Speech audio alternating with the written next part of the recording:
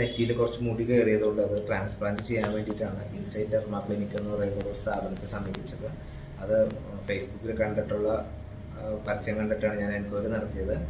അങ്ങനെ അവരുമായിട്ട് കമ്മ്യൂണിക്കേറ്റ് ചെയ്ത് ട്രാൻസ്പ്ലാന്റേഷൻ ഡേറ്റ് ഫിക്സ് ചെയ്യുകയും അവർ പറഞ്ഞ രീതിയിലുള്ള എല്ലാ ഹെൽത്ത് ചെക്കപ്പുകളും നടത്തി ഞാൻ അവർക്ക് എല്ലാ ഡോക്യുമെന്റ്സും കൊടുത്ത് അവരതെല്ലാം സാറ്റിസ്ഫൈഡ് ആയിട്ട് എനിക്ക് ഫെബ്രുവരി 26-27 ട്രാൻസ്പ്ലാന്റേഷൻ ഡേറ്റ് തന്നു.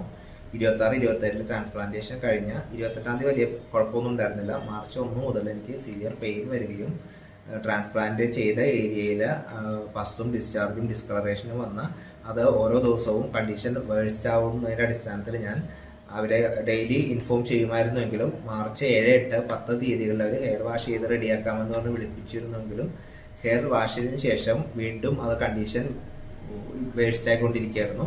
അങ്ങനെ അവരുടെ പെർമിഷനോട് കൂടി തന്നെ ഞാൻ ലൂർദ് ഹോസ്പിറ്റലിൽ അഡ്മിറ്റ് ആവുകയും അതിനുശേഷം ഞാൻ ലൂർദിലായിരുന്നു ഇതിന്റെ ട്രീറ്റ്മെന്റുകൾ നടത്തിക്കൊണ്ടിരുന്നത്. ഇപ്പോൾ മാർച്ച് 13 മുതൽ കഴിഞ്ഞ വെള്ളിയാഴ്ചക്കുള്ളിൽ 13ഓളം സർജറികൾ ചെയ്ത് എൻ്റെ കാലിൽ നിന്ന് സ്കിന്നെടുത്ത് തലയിൽ ഗ്രാഫ്റ്റ് ചെയ്ത് പിടിപ്പിച്ച് ഇപ്പോൾ ഈ വാക്ക് എന്ന് പറയുന്ന ട്രീറ്റ്മെന്റിലാണ്. ഈ മെഷീൻ തലയിൽ കണക്ട് ചെയ്ത് ഈ മെഷീൻ ക്യാരി ചെയ്താണ് ഇപ്പോൾ 4 വീക്സ് ആയിട്ട് നടക്കുന്നത്. ഇനിയും ട്രാൻസ്പ്ലാന്റേഷൻ മീൻസ് സ്കിൻ പ്ലാന്റേഷൻ ചെയ്യാനുണ്ട് തലയിൽ. അപ്പോൾ അതുപോലത്തെ ഒരു പദ്ധതി കണ്ടീഷനിലാണ് എനിക്ക് വന്നത്. ഇൻഫെക്ഷൻ വന്നാൽ ശരിക്കും പറഞ്ഞാൽ നമുക്ക് മരണം വരെ സംഭവിക്കാവുന്ന ഗുരുതരമായ ഇൻഫെക്ഷനാണ്. അപ്പൊ ഇത്രയും വലിയൊരു ഇൻഫെക്ഷൻ അതിന്റെ പിക്ചറുകളും കൊടുത്തിട്ട് പോലും ഈ ഇൻസൈറ്റ് ഡെർമാ ക്ലിനിക്കുകാര് 1-2 തവണ വിളിച്ചു എന്നുള്ളതല്ലാതെ അവരുടെ ഭാഗത്തുനിന്ന് യാതൊരു അന്വേഷണമോ ഒന്ന് നേരിട്ട് വന്ന് അന്വേഷിക്കുക പോലും അവർ ചെയ്തില്ലായിരുന്നു.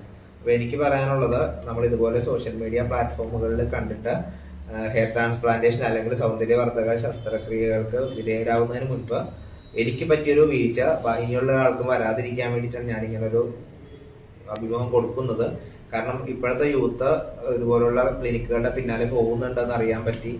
അപ്പൊ അതുകൊണ്ട് നമ്മൾ ട്രാൻസ്പ്ലാന്റ് ചെയ്യാൻ പോകുന്നതിന് മുൻപ് ഈ ചെയ്യുന്ന ആള് അല്ലെങ്കിൽ ചെയ്യുന്ന സ്ഥാപനം ലൈസൻസ്ഡ് ആണോ, അതുപോലെ ചെയ്യുന്ന ഡോക്ടർ ഓതന്റിക് പേഴ്സൺ ആണോ, ആ ഡോക്ടറുടെ ക്വാളിഫിക്കേഷൻ എന്താണ്, രജിസ്റ്റേർഡ് ഡോക്ടർ ആണോ, അതും ഹെയർ ട്രാൻസ്പ്ലാന്റേഷൻ സർജൻ തന്നെയാണോ എന്നുള്ള കൺഫർമേഷൻ വരുത്തിയതിനു ശേഷം മാത്രമേ നിങ്ങൾ ചെയ്യാവൂ എന്നൊരു അഭ്യർത്ഥന കൂടി അവസരത്തിൽ ഞാൻ പറയുകയാണ്.